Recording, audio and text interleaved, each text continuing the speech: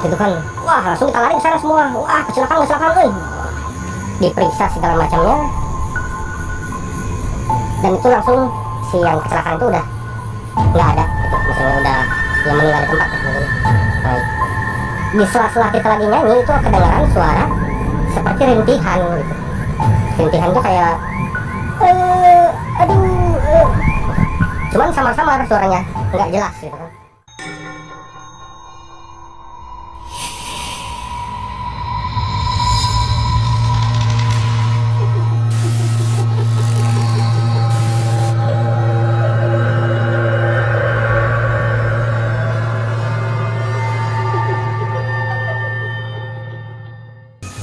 Dan sudah bersama saya seorang pemuda yang berasal dari Cipadung. Beliau bernama Kang Arif. Yang tadi sore kami sudah berbincang-bincang, dan ternyata Kang Arif ini memiliki kisah yang sangat menegangkan, bahkan menakutkan. Sampai saat ini beliau masih merasakan kejadian tersebut. Beliau menyaksikan sendiri kecelakaan tunggal seorang pembalap motor yang terjadi di area Gelora Bandung Lautan Api ini. Baik, tanpa berlama-lama saya langsung bertanya kepada Kang Arif, ngobrol-ngobrol mengenai cerita tersebut.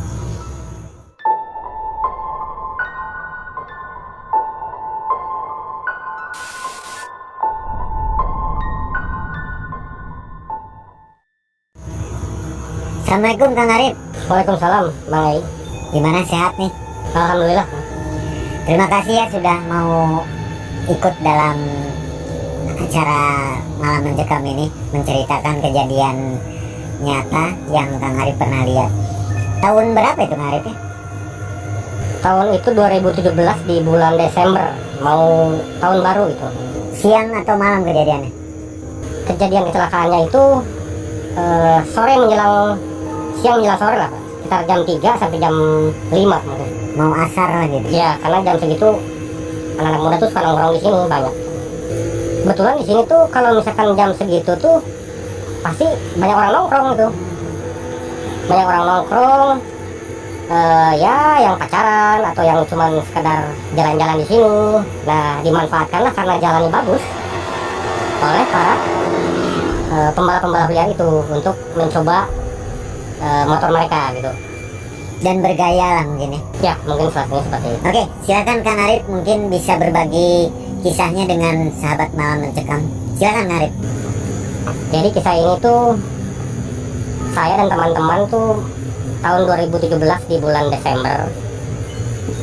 Tepat harinya saya kurang tahu karena lupa mungkin.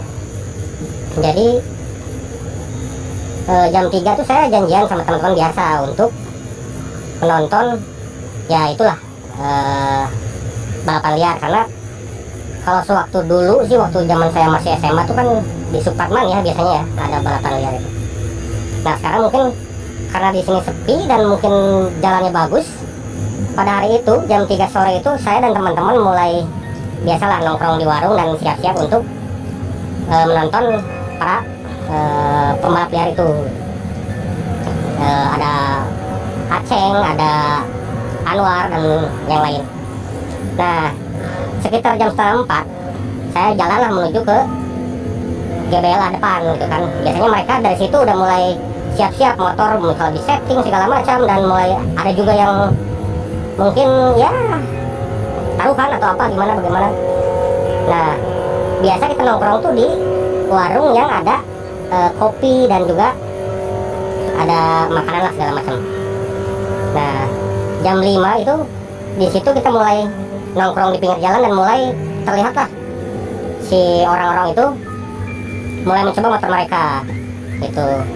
Dan ada beberapa motor yang emang kita jagokan di situ, yang motor 2 taknya lah, ada yang Matic segala macam. Nah, jam 5 lebih sedikit lah mungkin, karena itu si matahari itu udah mulai agak-agak dibilang senja ya mungkin ya, jadi udah mulai agak mau menurun si mataharinya. Nah, ada 3 motor yang mulai start itu.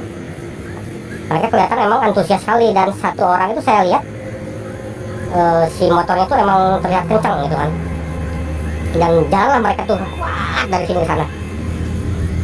Nah di tengah jalan nggak tahu kenapa segala macamnya, atau misalkan motornya apa ada yang menghalangi atau apa, tiba-tiba jatuh, wah gitu kan, motor jatuh, si pengendaranya kelempar dan cukup jauh, wah gitu kan. Jadi satu motor sampai keluar api karena si besi itu bergesekan dengan aspal, jebrak gitu kan. Wah langsung kita lari ke sana semua, wah kecelakaan euy, lari nah udah tahu itu entah gitu, ayo orang lari hari itu lari ke sana. Pas kita lihat di situ udah mulai darah udah mengalir di mana-mana, dan mereka nanya ada apa kecelakaan pak. Mereka kira itu mah mungkin kecelakaan biasa. Pas kita tanya ini pak, ini sampai berdarah ini, dan mereka datang, akhirnya mereka lihat, diperiksa segala macamnya, dan itu langsung si yang kecelakaan itu udah nggak ada, itu maksudnya udah yang meninggal di tempat ya mungkin. Baik.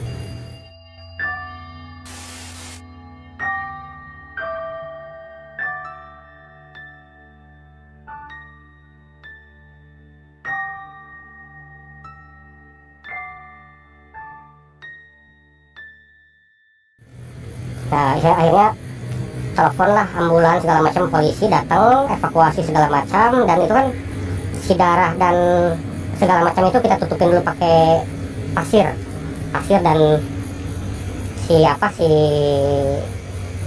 sosoknya itu tubuhnya kita tutupin pakai kain gitu. Datanglah ambulan dibawa gitu kan. Nah akhirnya kita nongkrong lah di warung dengan ya kita ngebahas yang kecelakaan tadi, karena setelah kecelakaan itu semua pada bubar, yang nonton, yang belapan semua sekarang bubar segala macam. Nongkrong kita di situ, dan hari pun masuki mungkin sekitar 6:30 ya, habis maghrib gitu kan. Kita ngobrol. Nah teman saya ada yang biasanya kita suka bawa gitar gitu kan, kita nyanyi, ngerokok, ngopi segala macam. Nah di sela-sela kita lagi nyanyi itu kedengaran suara seperti rintihan gitu. Rintihan tuh kayak cuman samar-samar suaranya, nggak jelas gitu kan. Terus kita tanya, itu suara naon ya? Kan kita biasa ngobrol pakai bahasa Sunda gitu kan. Mana ngadengnya tuh gitu. Ya cina ayam sedang cerik gitu. Di mana? Tunjuklah ada satu pohon yang emang di situ si pembalap itu berhentinya. Pas kecelakaan itu dia berhenti di situ, dan si darahnya pun masih ada di situ gitu. Nah mungkin sekitar jam 7-an lah kita lihat sana. Ayo orang tinggali ayah naon sih dirinya, dengan penasaran, kita kan penasaran dan juga dengan perasaan yang mungkin merinding ya, karena siangnya kita sore tadi kita ngeliat kecelakaan, malamnya kita dengar yang gini kan, itu kan waduh suatu hal yang mungkin sangkut paut, mungkin ya ada apa nih. Kita berempat ke sana ngeliat di center, tapi nggak ada apa-apa gitu. Jadi kita tuh lihat bekas darah tadi aja, ada pasir segala macam gitu kan. Nah teman saya yang si Aceng ini, emang di kita itu ada satu teman saya yang indigo lah disebutnya. Jadi dia kayak bisa ngelihat sesuatu nih yang kita nggak bisa lihat gitu ya, mungkin hal gaib atau apa tuh. Dia langsung kayak gini, astagfirullahaladzim, kunaon ceng gitu. Ayo balik nah gitu, kunaon ceng cina aya nu diuk, tapi mengenal bektihan, mukanya berdarah katanya gitu, mukanya berdarah, dan dia lihat kayak yang mengerang kesakitan kata dia itu. Wah di situ kan kita langsung tiba-tiba langsung berpikiran kemana-mana gitu kan ya, karena di GBLA kan terkenal dengan ya mungkin kalau malam sepi ya, dan akhirnya kita balik lagi lah ke warung yang tadi gitu. Kita tanya, Bu, tadi sekitar tabuh 7 hari ibu nggak dangu tuh, ibu nggak dengar nggak ada yang nangis gitu. Tuh ayah cek sih kayak nangis tuh ayah nu. Di situ kita mulai bertanya-tanya, kok hanya kita yang mendengar gitu kan. Sedangkan ibu itu jaraknya tuh nggak begitu jauh, mungkin sekitar 2 meter lah, karena ibu kan jual gorengan, jual kopi gitu. Kita berempat akhirnya memutuskan untuk pulang misalnya. Ayo lah balik lah, bisa air naon gitu, bisa air ya, takut ada apa-apa gitu kan. Kita akhirnya pulang ke rumah. Nah biasalah kalau misalkan udah pulang ke rumah tuh kan kita ya sambil nunggu tidur tuh kan suka apa sih namanya, WA-an lah di grup gitu kan, ngobrol, akhirnya si Aceng ini nge-WhatsApp karena naon gitu. Ya biasa we Ceng lah dia ke sesarean akhirnya bisa lagi nunggu tidur gitu kan. Kunaon Ceng? Ya kalau di Basunda tuh gini, ini katanya saya di kamar sendirian terus-terusan ngedengar suara arangan tadi yang mengaduh itu, kenapa katanya, kalian nggak dengar nggak? Kita jawab enggak gitu kan, kurang mah ada ngewae kunaon sih cina gitu. Dan situ kita nggak mau ngebahas lah, karena ngeseng bacaan weh gitu kan ya, bacaan Bismillah weh ya tuh udah aja. Akhirnya kita tidur. Pagi-pagi itu ke warung kopi nongkrong ya sambil cerita-cerita lah. Datanglah kita cuman bertiga. Si Aceng mana tidak apa ya, kemana si Aceng? Biasanya masih nasi eta Tanginas tuh paling pagi gitu kan, paling cepat dia suka nongkrong dulu kemana gitu. Tapi nggak kelihatan. Akhirnya kita telepon nggak sah. Ceng di mana Aceng kamu di mana gitu kan? Duh cina kurang teh gibrik saya teh sakit, katanya sakit meriang gitu. Meriang kenapa Ceng? Nggak tahu, tiba-tiba aja pas tadi bangun tuh meriang, badan saya nggak enak jadi pusing meriang.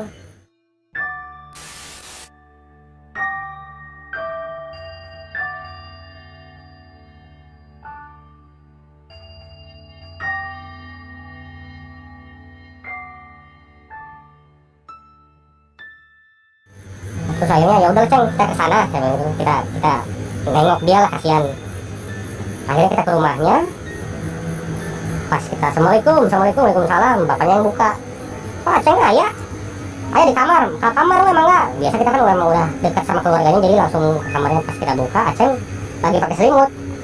Padahal keadaan ya mungkin ini udah agak siang lah, mungkin ya jam 9:30 tuh udah agak matahari agak terik gitu.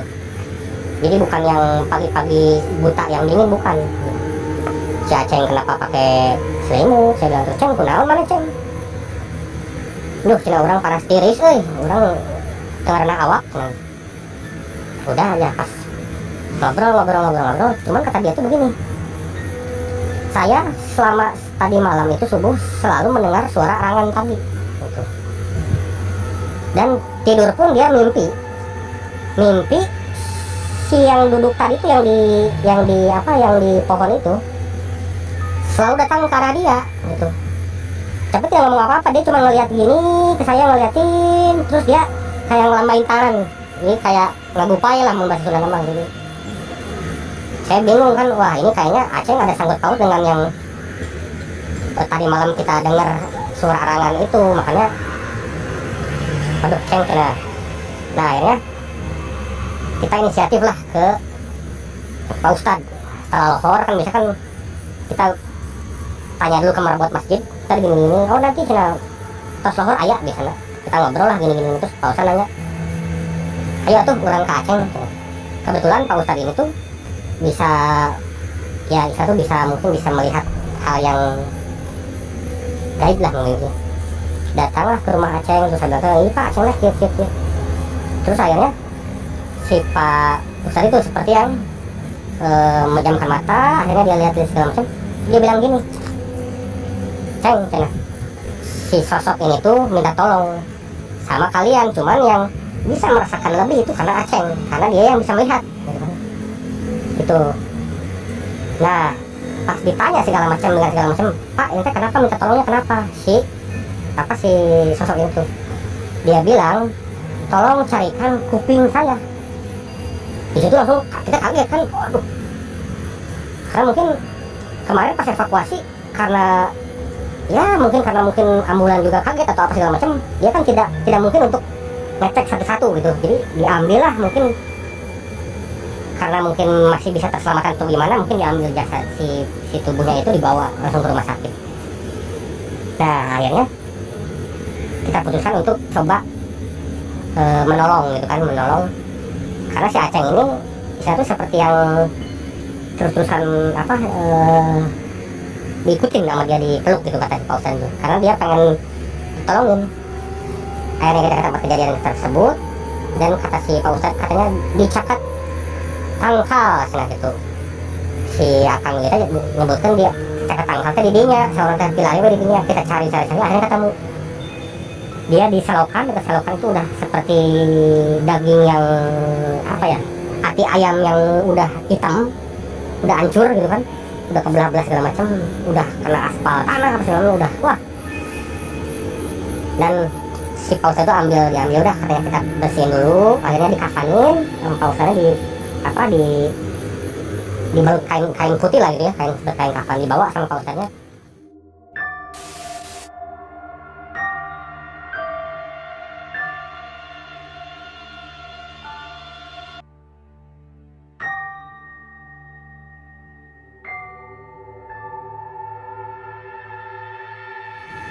Dan kata bosan ini harus dikuburkan bersama jasad yang sudah terkubur gitu kan. Nah akhirnya kita anterin lah ke pemakamannya itu. Di situ kita minta dengan keluarganya segala macam, Pak ini segala macam, karena kejadiannya menimpa teman saya gitu kan, meminta tolongnya ke sini karena mungkin yang melihat sosoknya itu teman saya yang indigo itu. Nah akhirnya udahlah beres pemakaman itu, pihak keluarga itu dimasukkan ke apa namanya itu, makam dia juga gitu kan. Kita pulang semuanya. Nah terus si Pausa nanya, Ceng enak kumaha cina gitu kan, Ceng sekarang gimana katanya. Wah Pausa cina enak mah ada rausen, agak enakan lah badannya gitu kan. Kata Pausa tuh ya udah katanya, sok kalian pulang aja masing-masing ke rumah gitu kan. Udah kita bubar lagi dengan penuh pertanyaan, karena kenapa harus ke kita gitu, karena kan misalnya banyak saksi mata mungkin yang langsung melihat langsung, apa mungkin pas kita lagi nongkrong di warung itu kita mendengar gitu mungkin.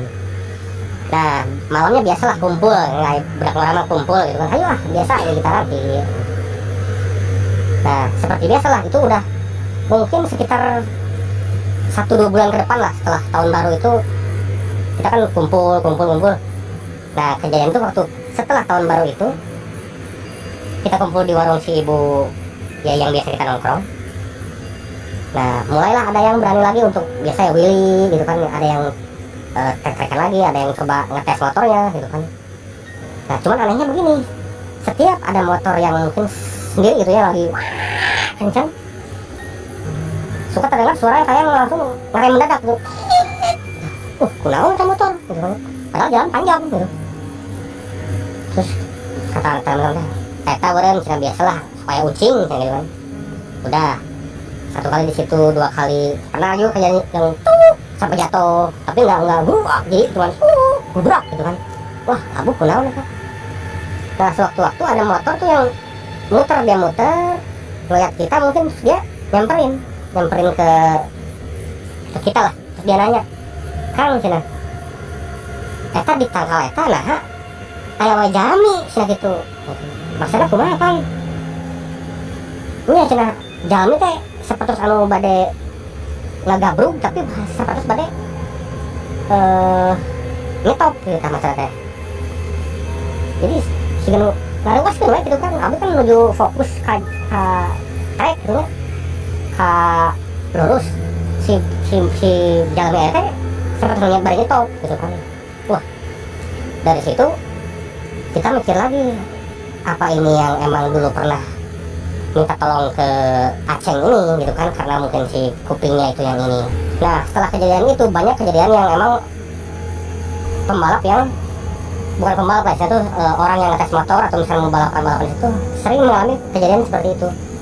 Dan anehnya kalau misalkan yang lewat motor biasa gitu ya, motor yang cuma lewat misalkan dari GBLA mau ke arah Cipadung atau mau arah Cimincrang itu nggak pernah ada kejadian. Hanya orang-orang yang ngecek motornya mungkin lagi kecepatan tinggi lah mungkin itu saya kurang ngerti juga, karena mungkin kenapa atau bagaimana gitu.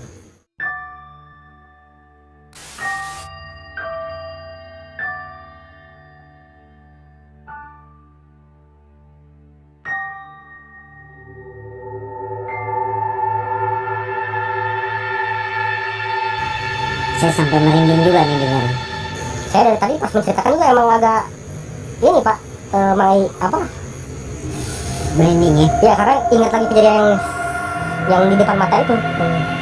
Dan lagi kita memang jamnya sekarang udah jam setengah satu ya, hampir setengah satu. Jadi sengaja kita langsung di tempat, ngobrolnya di dekat tempat kejadiannya.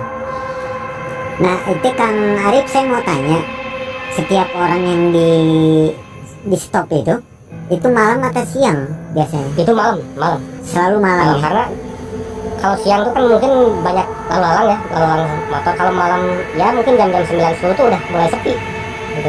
Jadi untuk ngetes motor tuh kan, kalau misalkan banyak motor tuh kan kagok mungkinnya. Kalau malam kan enak mungkin ya, kosong. Nah pada jam-jam 9-10 itu sering terjadi ya yang seperti tadi saya ceritakan tadi gitu. Sampai dengan sekarang itu masih Kang Arif kejadian itu?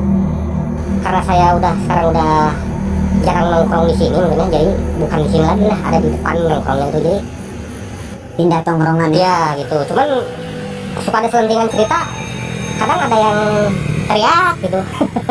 Jadi teriak nggak tahu kaget atau gimana gitu. Kalau saya tangkap sih si sosok itu seperti mengingatkan ya, bahwa jangan kebut-kebutan seperti itu ya. Mungkin seperti itu, mungkin juga mungkin dia karena kesal juga, mungkin karena Ngageti. ya gitu, karena mungkin orang lain korban, mana itu korban itu gitu. Bisa nakut-nakuti jadi Ya mungkin karena kaget dia bisa ngerem mendadak kan, jatuh juga bisa kejadian juga mungkin. Artinya tempat itu sekarang setelah kejadian sering di stop oleh sosok itu nggak pernah dipakai lagi untuk ini mungkin ya, atau masih tetap aja? Kadang kalau orang yang nggak tahu masih gitu, tapi kalau yang tahu mungkin dia pindah ke depan sana, atau yang di arah ke Darwati sana kan ada juga itu yang dekat kantor sana Pak. Ceritanya membuat bulu kuduk berdiri dan memperingatkan kepada kita ya, bahwa hal-hal di luar batas kewajaran dengan mengetes mesin di malam hari di tempat yang gelap memang enak, asik gitu ya, tapi kan itu membawa bencana. Luar biasa cerita dari Kang Arif, seorang anak muda yang Kang Arif sendiri notabene memang sering kebut-kebutan sebenarnya ya, tapi setelah kejadian itu jadi enggak ya Kang Arif? Takut Pak, waduh saya langsung waduh itu ini lagi trauma mungkin ya sebagai foto. udah nggak feeling lagi ngebut-ngebut. Sahabat Malam Mencekam, cerita dari Kang Arif tadi membuat kita mendapatkan pelajaran bahwa hal seperti itu tidak baik dilakukan. Kang Arif mungkin ada pesan untuk sahabat Malam Mencekam? Mungkin buat teman-teman yang suka ke GBLA, yang suka emang ngetes motornya atau misalnya gimana, saya saranin untuk lebih hati-hati mungkin ya, lebih hati-hati, dan juga jangan terlena oleh jalan yang bagus mungkin, karena kita nggak tahu nih apa ada orang yang nyebrang, atau misalnya ada kucing yang lewat, itu bisa terjadi kecelakaan. Dan mungkin kalau misalnya kebut-kebutan itu udah nggak zaman ya mungkin sekarang gitu, karena sudah dibuatkan mungkin tracknya di sana, di Cimahi sana, di Brigif gitu.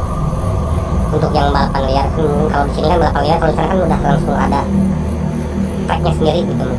Ya coba dipikirkan kembali, bagaimana kalau kecelakaannya kita yang mengalami ya, bahkan Apa kita atau adik kita kan, aduh, karena yang paling mengerikan itu pas kuping dia hilang itu kan, itu suatu hal yang mengerikan mungkin ya. setelah ini Kamila akan langsung mengadakan penelusuran bersama Abah Japar dan juga Kang Arif yang akan turun langsung ke depan DBLA, ke tempat kejadiannya, langsung di TKP. Bisa disaksikan di channel Melihat Malam. Nanti Kang Arif dan Abah Japar akan memandu kita semua di sana. Sahabat Malam Mencekam, terima kasih sudah bersama kami. Terima kasih sudah menonton video ini sampai akhir. Dan terima kasih sudah mendukung dengan cara komen, like, share. Kami tunggu komentar-komentar Anda di kolom komentar. Saya Mang Ei dan Kang Arif mengucapkan terima kasih. Assalamualaikum warahmatullahi wabarakatuh.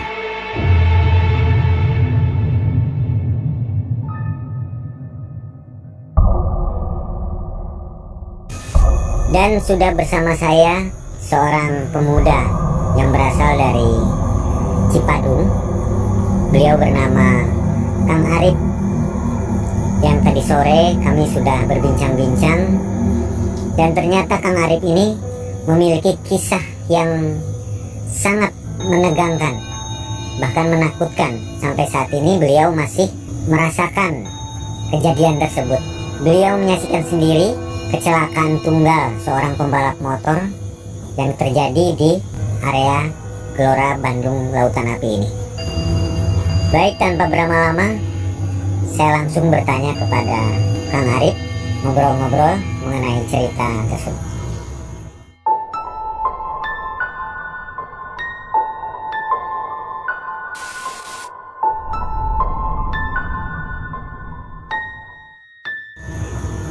Assalamualaikum Kang Arif. Waalaikumsalam Bang Ei. Gimana, sehat nih? Alhamdulillah. Terima kasih ya sudah mau ikut dalam acara Malam Mencekam ini, menceritakan kejadian nyata yang Kang Arif pernah lihat.